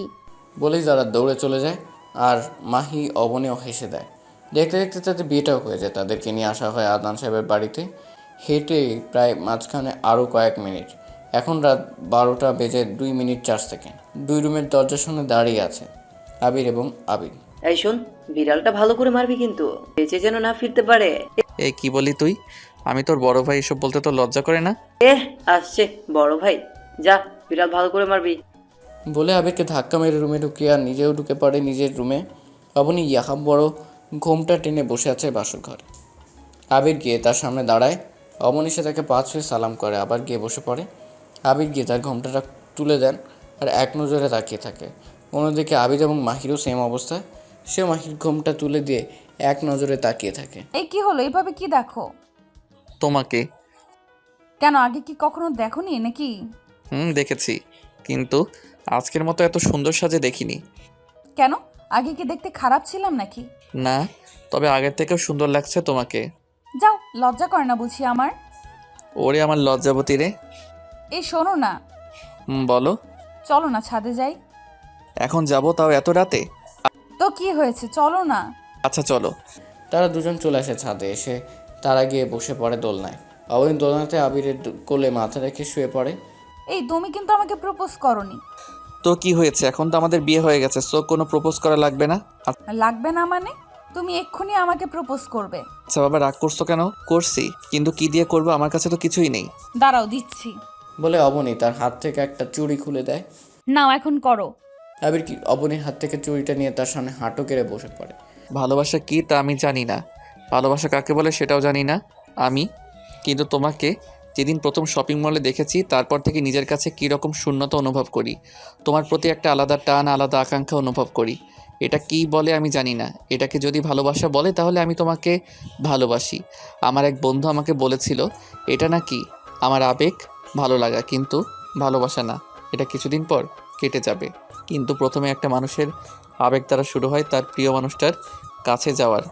আবেগ ছাড়া কখনো ভালোবাসা হয় কিনা জানি না, কিন্তু আমার আবেগ দিয়ে ভালোবাসা হয়েছে তোমার প্রতি। সেই ভালোবাসা থেকে আজকে আমরা নতুন জীবন চলা শুরু করেছি।